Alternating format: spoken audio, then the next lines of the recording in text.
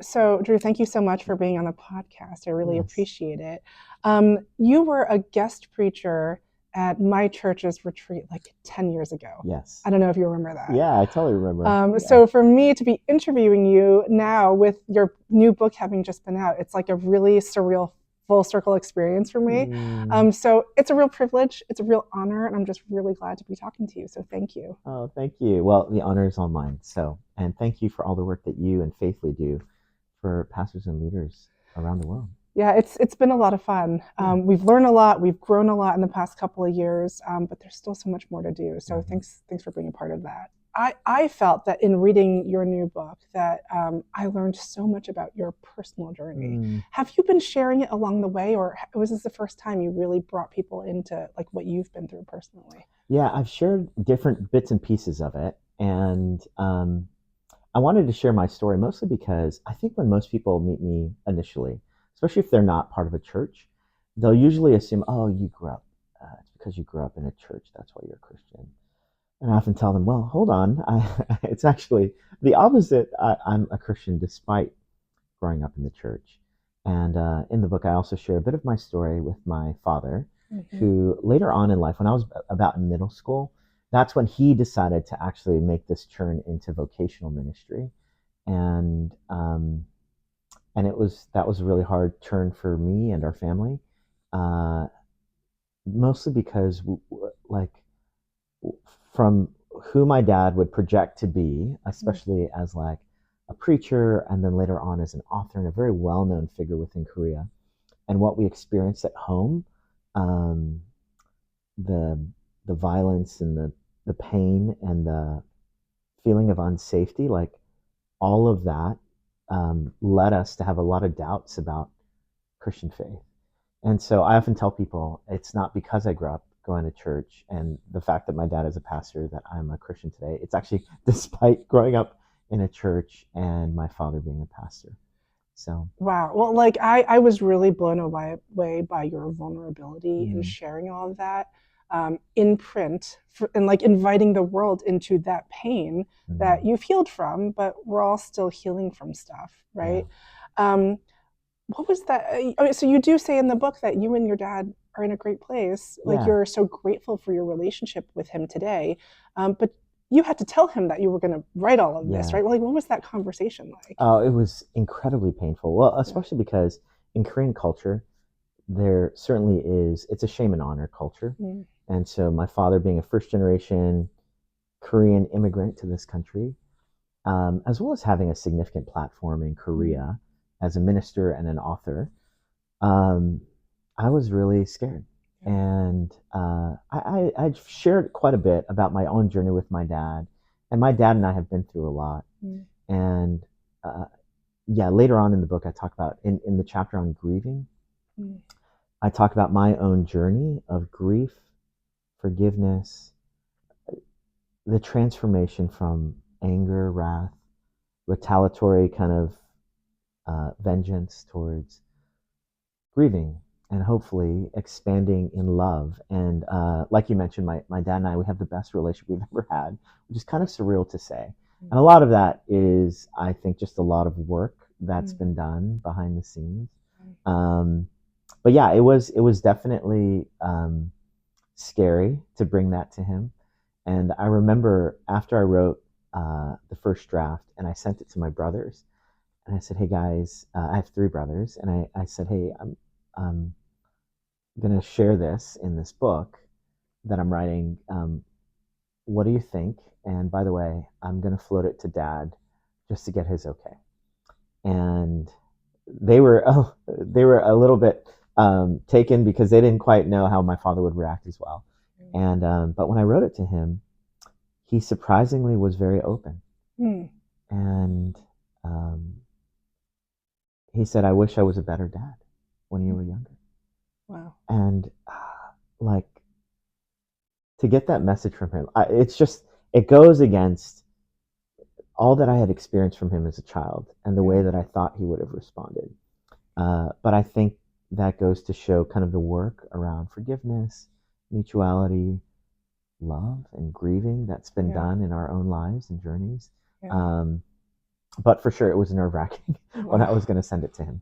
Yeah. Wow. Oh, so, I mean, I'm a mother. I've got a 7, 5, and 2 year old. Yes. And I would like to think I'm really patient, but I lose it on my kids Yeah, for sometimes. sure. And if one of my kids were to later in life say, Mom, I'm going to write about this time where you got Yeah. really mad at me, like, oh, Yeah. and I'm not like, in the shame and honor culture. So I can only imagine like Yes. the amount of healing and grace and redemption that has happened in your relationship with your father Yeah. and in his life. It's really powerful. So recently we had Pastor Adam Durso on Mm-hmm. the podcast, and Yeah. he talked about a failed succession at his family's church Mm-hmm. that led to 7 years of not Mm. speaking with his father. Yeah. That led to, after 7 years, reconciliation. Mm. So I guess I'm just wondering, like, if you have thoughts on that, thoughts on family brokenness and ministry in Yeah. particular. Yeah. I mean, and obviously I can only speak from my own experience, and having also been through a succession process as well, prior to us starting Hope. First on the front of like family dynamics. Yeah, I think there's something about ministry that if we're not careful, especially in the vocation of ministry, it's so easy to present like a public face versus what's happening in private. And of course, we see this in the Pharisees and the religious leaders of Jesus' day, and how that continued kind of hypocrisy can continue. And so I think, and now being a pastor myself, so, granted, like having this whole journey with my own dad and now choosing to go into vocational ministry, um, and like you, also not being the perfect parent.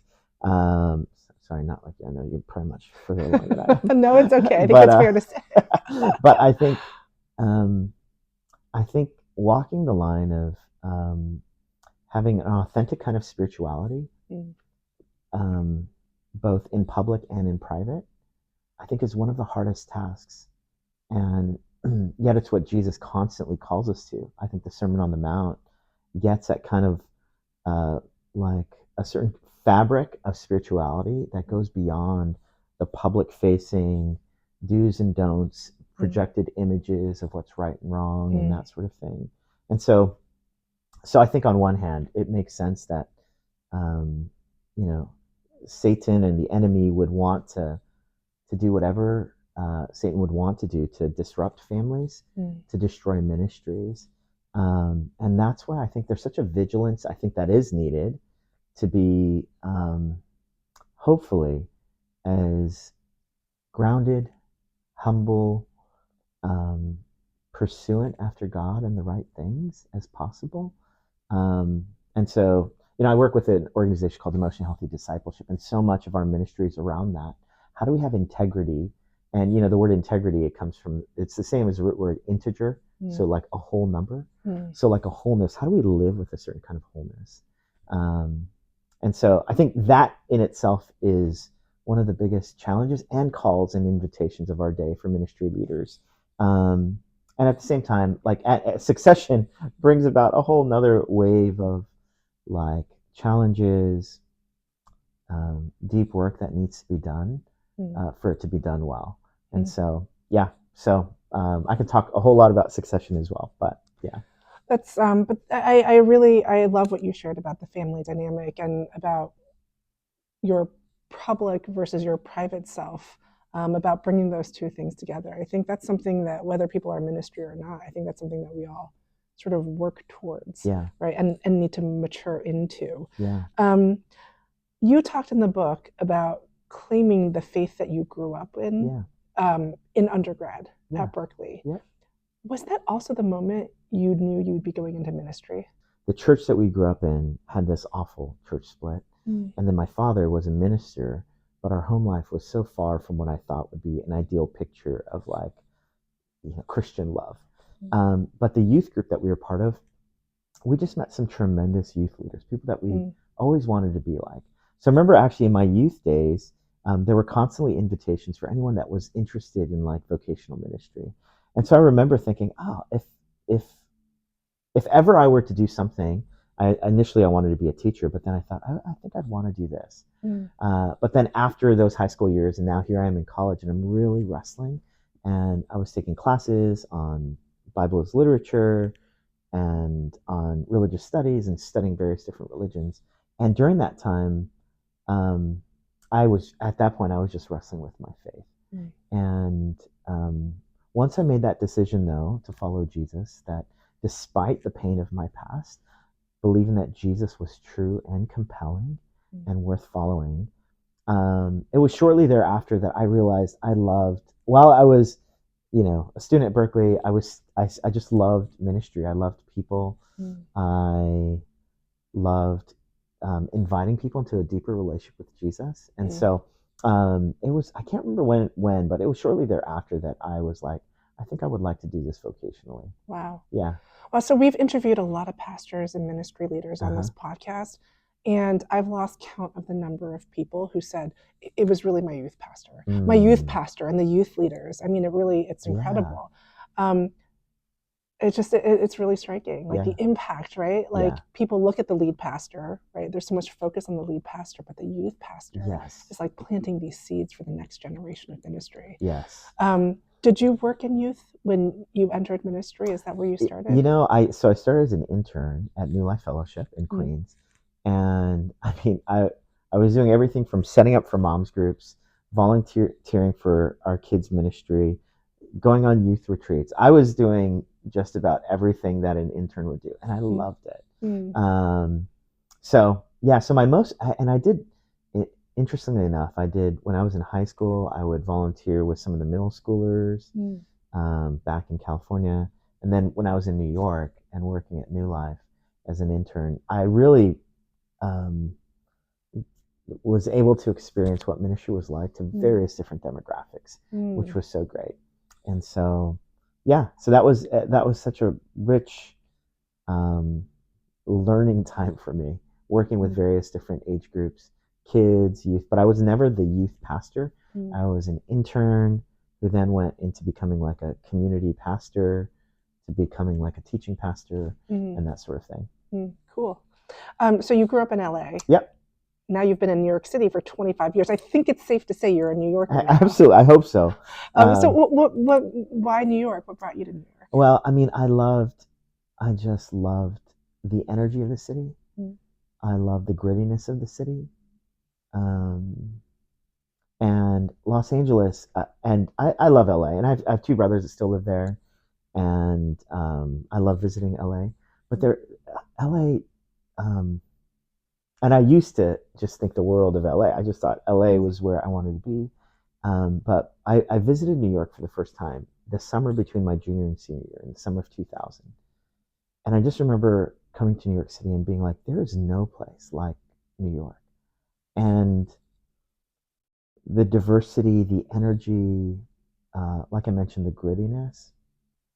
There's something about LA where, I don't know, and I know this sounds kind of weird, but there's a certain safety there that I felt living in LA. And it's not like I lived in the best neighborhood or anything. It was basically, but there's a certain kind of protective way that I could go about life and community that I can't do so here in New York. Like every single part of New York, I'm interacting with both the beauty of the city as well as the brokenness of the city. And the people that I'm rubbing shoulders with on the subway or that I'm walking around with, whether it's in the various boroughs of the city, there's just such a beautiful story and collision of stories that I love about the city. And then, of course, just believing that God was working here. And so it is a bit surreal to say that, that I've lived most of my life here in New York, as opposed to in California where I grew up. But I definitely love New York City. I've changed my sports allegiance teams, which my brothers give me a whole lot of dirt about. But anyhow.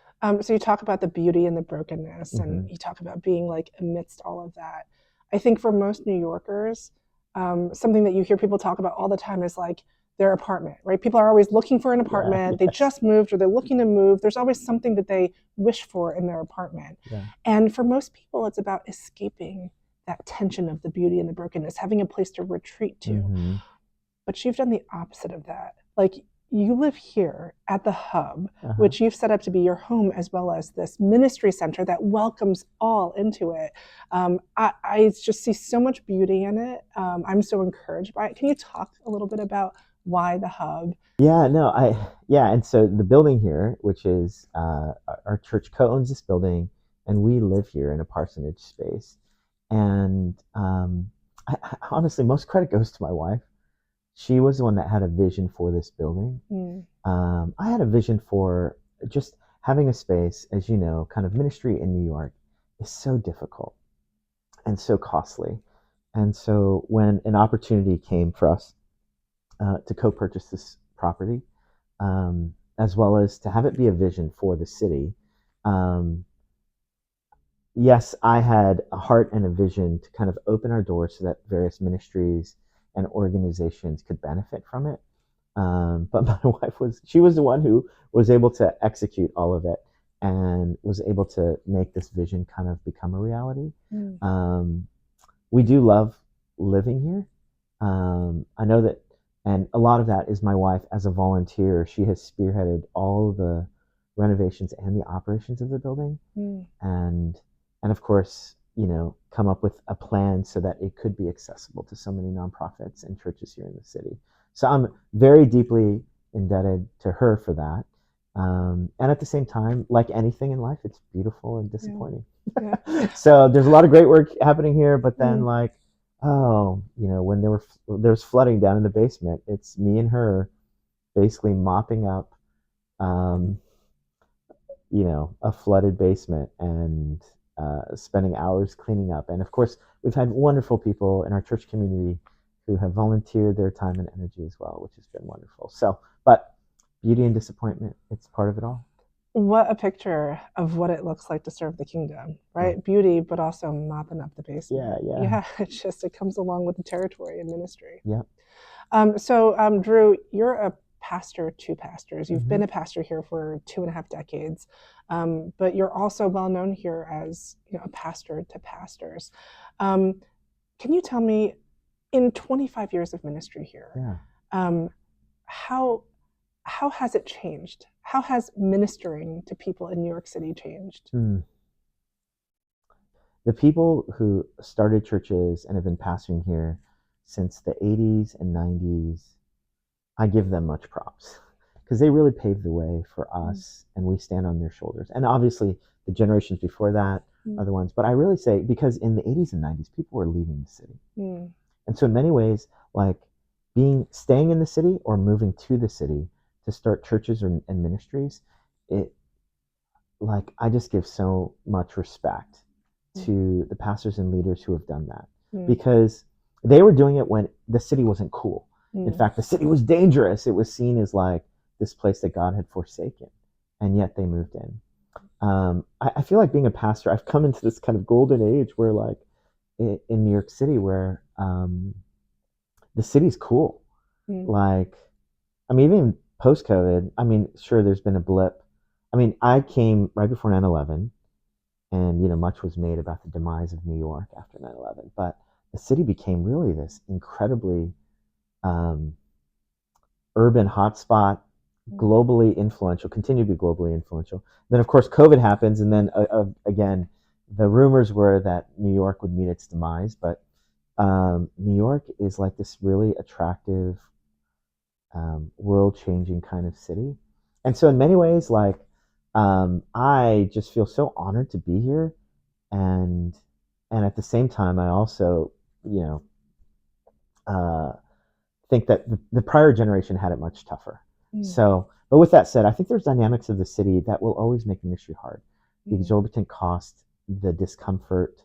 Um, I mean, those alone just Yeah, make it really difficult to be here. yeah. And um, I think for ministers that are coming here, I hope that they come. Actually, one friend, he mentioned, he said, the way to survive ministry in New York is you almost have to move here with the mentality of an immigrant. Mm, And it was interesting for him to say that because he said, as an immigrant, what I do is I move here, but I don't, like, I bought a one-way ticket and I'm not going to go anywhere else. And he said, um, if I don't come with that mentality, like I've left some place Mm, as a deep desire to plant roots here and mm, to raise a family here, then it's going to be really hard. I don't know when the difficulties of the city come, like I'll mm, easily want to split from this place. What mm, I found in New York that's different from other cities is there is a certain kind of uh, camaraderie that mm, comes from all of our backs are against the wall. None of us feel like we're flourishing here, you know, so mm, we kind of need each other, which again makes this a place that I mm. want to do ministry and be in the trenches with others here. Yeah. Yeah. Yeah, I've spoken to some pastors who have moved into the city or who Mm-hmm. have an eye towards the city, who have a Yeah. dream about the city. And I get the sense in talking to these pastors that they sense that the Lord wants to write a new story, Yeah. especially in the city. Do you get that sense? Yeah. No, Yeah. absolutely. And I think, I mean, I see the threads. I think having been here so long, Yeah. like obviously my spiritual father was Pete Scazzaro, and kind of the deep work that Pete did and that New Life Fellowship represents, which is really the convergence of so many different streams Mm, of Christian tradition. There's this justice and strongly committed to the scriptures, mm, um, strongly valuing justice and mercy, mm, a dependence, a conscious dependence on the Holy Spirit, as well as this integration of emotional health and contemplative spirituality. mm, Like in many ways, like I see that convergence that's happening in the city. I see the legacy of someone like Tim Keller and Redeemer and their kind of the generous spirit to look to want to hopefully catalyze a movement of churches in the city, and just the humble disposition that Tim carried. mm, Um, and so now I think that the friendship that exists within different pastors here in the city, mm, um, I think is really again standing on the shoulders of folks like Tim and Pete and others. And hopefully the way that we do ministry is with integrity, authenticity, and a real connectivity and teamwork that is it just kind of has a non-competitive posture to it. mm, So that's my hope of what's brewing mm, and what I think is brewing. mm. But I do think there's been a conscious dependence on the Spirit to move in radical ways, Yeah. and so I feel so excited to be in the city at this time, and I feel so grateful Yeah. for these forerunners who have gone before us. Yeah. Yeah, That's really beautiful. So, Drew, you've mentioned emotionally healthy discipleship a yeah, couple of times in Pete Scazzaro. And before we started taping, you shared with me that you're taking on a new role there. Can you yeah. talk a little bit about that? Yeah. So Pete and I first moved to the city in 2001 to be an Mm, intern at New Life Fellowship. Left New Life Fellowship in 2011, started Hope in 2012, and then Pete and I, over these 24 years now, like we've known each other and worked very closely with each other. And I often tell him that I appreciated emotional healthy discipleship, which emotional healthy discipleship, when we use that phrase, it simply means um, a discipleship that goes beneath the surface and that values a slow down spirituality. And so after I left New Life, I would regularly write him an email and I would say, Pete, first, I'm sorry. I would say, I'm sorry for not like listening more intently to the things you had to say. mm, I was almost, you know, because I was swimming in the waters, like I couldn't see how important it was. And then I would write, thank you. mm, Thank you, because there's no way I'd be where I am as a pastor without him, his influence, as well as some of the pain of church planting. mm, And so my wife and I, like the kind of marriage we have, the kind of family we have, and hopefully the kind of grounded, rootedness we have, I hope, is really due to his discipleship, him and Jerry Scazzaro. mm, And so that whole journey has led me. I so deeply value emotional healthy discipleship. I really think that, especially for New York City and even for movement, because most of the time people often bifurcate move like mission and health, and they think you mm, can't have both. mm, But I really think that the pathway towards greater mission, especially citywide, is emotionally healthy discipleship. So all that to say, yeah, I'm walking into a succession with Pete now around emotional healthy discipleship. So I'll be stepping in currently I'm the executive director. I don't know what my title is going to be, but Pete's moving into a founder mentor role, Mm, which I'm very excited about. So we'll still be working together. mm, I'll just kind of be sliding into a role while still leading Hope Church. It's very important for me to really, I love being a pastor. mm. And so I think valuing both, being able to be a local church pastor who's also involved in discipleship and involved in hopefully wanting to embody a culture of emotional healthy discipleship and mission, Yeah. is really important to me. Wow. So how long, and maybe you guys haven't discussed this yet, but how long do you think this transition will take? Well, yeah, no, in October, we're having, actually, this will be the first time that I'm sharing this publicly, but in October, we're going to be doing a passing the torch kind of evening at New Life Fellowship, where Wow. Rich Velotis, who's a dear friend, he will also be there, and Pete, and we'll be inviting different folks to this, a night of celebrating not only the ministry of Pete and Jerry Scazzaro, Mm, but also of looking to the future of emotional healthy discipleship globally. yeah. Yeah, Looking ahead, yeah, once you sort of fully take the mantle, are there dreams that you already have of taking it to yeah. different countries or in different directions or offering more? Yeah. Yeah. Right now, there is a global footprint that Hmm. emotionally healthy discipleship has. One of our biggest calls right now, and it's part of the transition actually, because we're moving from founder where Pete was, and Pete was so instrumental in the content that really shaped the values of emotional healthy discipleship. And in many ways, the content, whether it's a podcast, the courses that have been created, the books Hmm. and resources, um, but we're actually moving towards content to now, different levels of church engagement, where Mm, we're inviting churches and pastors and leaders into deeper levels of community and coaching. mm, And so there's actually two different levels of churches that we're introducing. So while there were course churches, now we're inviting churches to go deeper, because we're really asking the question, like, how do we go beyond, most people, they're like, oh yeah, we're healthy because we're running this course, or we've read the mm, book, but we're like, no, that's not enough. mm, There's actually ways in which we can begin to embody a culture. And how do we do that so that at every level of the church, whether it's in kids ministry or youth ministry or the elder board, there's a certain level of emotional health that kind of runs through how we go about things.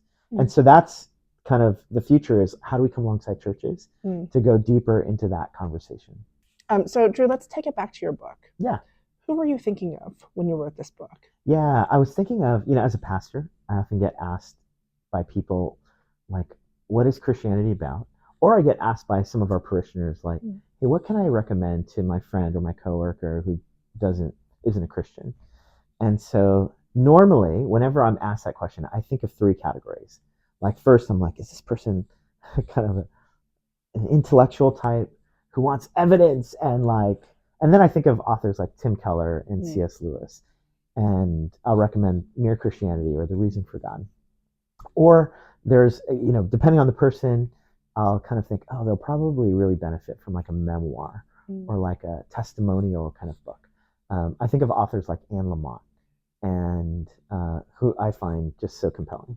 And so, or the third category is like, oh, maybe it's someone who's like interested in learning about the basics of what Christians believe, like, mm, and then I think of books like John Stott's book, Basic Christianity. And so, as I was thinking about, like, gosh, I would really love to write a book that was, gave a reason for faith, mm, that connected to people's everyday experiences, and that was written in colloquial, everyday language. So the book, Beautiful, Disappointing, Hopeful: How Gratitude, Grief, and Grace Reflect the Christian Story, is, really, it was my attempt to write in three simple, memorable words. mm. What is the Christian story about? And so, for anyone who was new to faith, like, they would be able to hear, like, the Christian story is about beautiful, disappointing, and hopeful. Mm. And that it really is a frame for how Christians view life. And for Christians, hopefully it becomes a resource to say, like, hey, this is what we believe. We Yeah. believe in a world that's beautiful, disappointing, but hopeful. And so my hope was, really, I was writing it for our church, thinking through people who are exploring faith or people that want to journey with someone else when it comes to faith. After I read the book and I kept looking back at the title, Yeah. I thought, wow, like that doesn't just describe the Christian life like in a macro way. It describes like all the micro Mm-hmm. aspects of our life, Yeah. like marriage, like Absolutely. your career, Absolutely. like your day. I mean, it encapsulates it all. It's macro and micro, which is what I loved about it. Yeah. Yeah. Yeah. And in some ways, I want people to kind of live life with a certain expectation for beauty Mm. and a certain expectation for disappointment Yeah. and a certain expectation, at least from a Christian worldview, for hope. Mm. And I think that, I mean, kind of like what you said, like people, single people who want to get married, like, hey, marriage is beautiful and disappointing, Yeah. and hopefully hopeful. Um, and for any season of life, this new job that we think is going to be the magic bullet, or the the church community that we think, oh, this is the best church ever. The Mm. reality is Christian community, and um, me as a pastor, I will hopefully do things that will elicit gratitude, but also a lot of grief. Mm. Um, but hopefully that this can be a frame for how we view the world, how hopefully we can be a people of gratitude, grief, and grace. Mm. And so that really is the desire. Well, thank you for the book, Drew. I Yeah. mean, so I read the book, and I felt like you could look at the book as written for someone who was exploring the faith, but it was helpful to me. And I'm Mm, a ministry leader, mm, and it gave me tools for apologetics. It gave mm. me words and language for the questions that we all encounter in our ministry from people who are trying to figure it out and make sense of it all. Yeah. Yeah, so thank you for that. Well, thank you, Drew. It really has been such a privilege to be able to talk to you and talk about your new book. Thank you very much.